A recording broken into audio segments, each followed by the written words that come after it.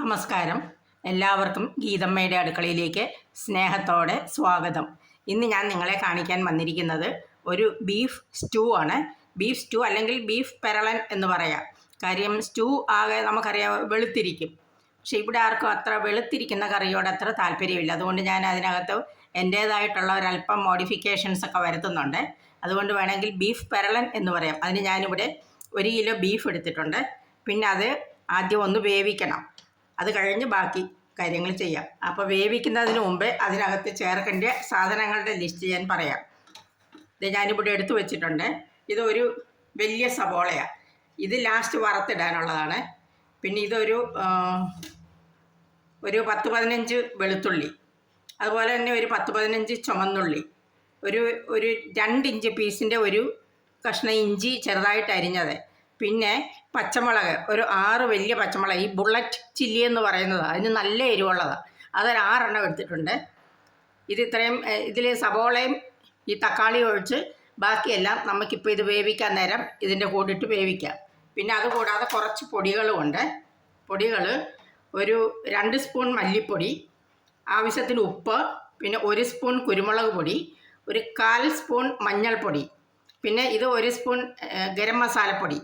മസാലപ്പൊടി എന്ന് പറഞ്ഞാൽ അത് ഞാനിവിടെ പൊടിച്ചതാണ്. അത് എന്തൊക്കെയാണെന്ന് വെച്ചാൽ ഏലക്ക, ഗ്രാമ്പു, കറുവ, പെരിഞ്ജീരകം, തക്കോലം, കശകശ, അങ്ങനെയുള്ള സാധനങ്ങളെല്ലാം കൂടെ പൊടിച്ചതാണ്. ഇവിടെ തന്നെ ഉണക്കി പൊടിച്ചതാണ്. അതുകൊണ്ട് അതിന് നല്ല വാസനയുള്ള മസാലയാണ്.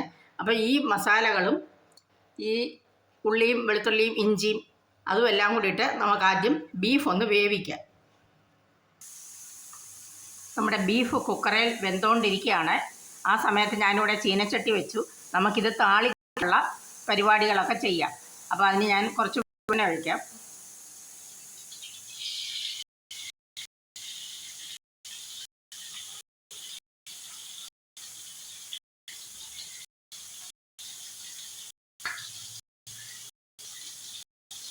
അതിനുശേഷം അതിന് സവാള കൊടുക്കും.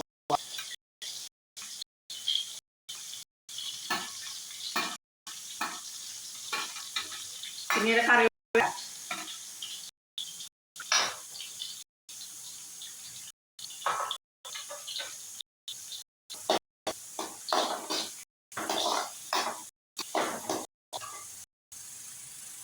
പിന്നെ ഇതിന് ചേർക്കാനായിട്ട് ഞാൻ ഒരുമാതിരി വലിയ ഒരു ഉരുളക്കിഴങ്ങും ഒരു ക്യാരറ്റും കൂടെ വേറെ വേവിച്ച് വെച്ച് അത് ചേർക്കണം. പിന്നെ ഈ ടൊമാറ്റോ ചേർക്കണം. പിന്നെ ഒരല്പം തേങ്ങാപ്പാലും കൂടെ ഒഴിക്കണം ബീഫ് ചേർത്തതിന് ശേഷം.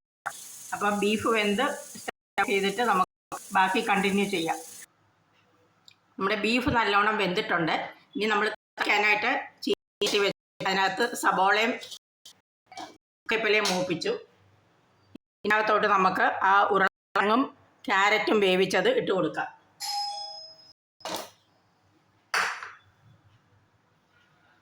ഉരുളക്കിഴങ്ങും ക്യാരറ്റും ഇട്ടു. ഇനി നമുക്ക് ഈ വെന്ത ഇറച്ചി ഇതിനകത്തോട്ട് ഒഴിച്ചു കൊടുക്കാം.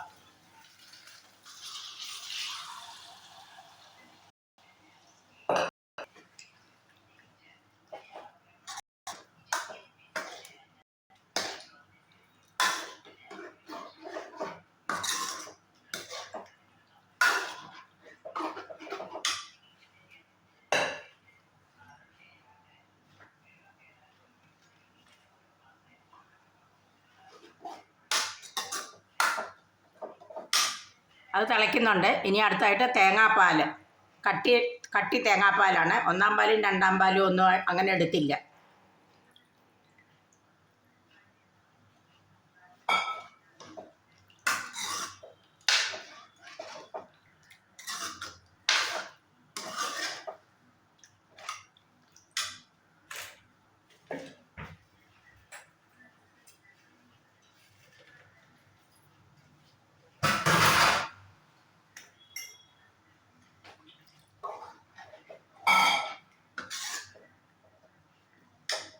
പിന്നെ ഒരു കാര്യം ഞാൻ പറയാൻ വിട്ടുപോയി.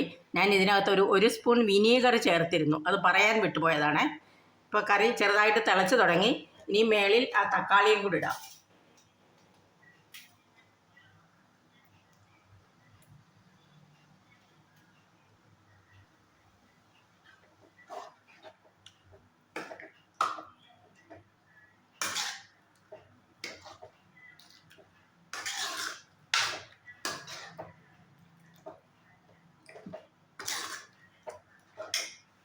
തക്കാളി വെന്തുടഞ്ഞു പോകണമെന്നില്ല. ആ ചുമന്ന കളറിൽ അങ്ങനെ ഇടയ്ക്കൊക്കെ കാണുന്നതാണ് ഒരു ഭംഗി. ഇനി ഞാൻ ചേർക്കുന്നത് ഒരല്പം ഫ്രഷ് ക്രീമാണ്, അമുലിൻ്റെ ഫ്രഷ് ക്രീമാണ്.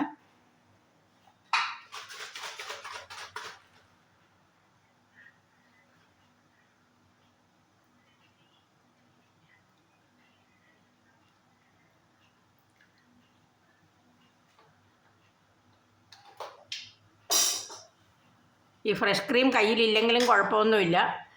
കറി കുറുകി വരാനായിട്ട് ഒരു അര സ്പൂൺ കോൺഫ്ലോറോ മൈദ മാവോ എന്തെങ്കിലും വെള്ളത്തിൽ കലക്കി ചേർത്ത് കൊടുത്താൽ മതി. അപ്പോൾ നമ്മുടെ കറി റെഡിയായി. ഇനി ഫൈനൽ ഗാർണിഷിംഗ് ആയിട്ട് ഒരല്പം മല്ലിയില മേളിൽ തൂവി കൊടുക്കാം.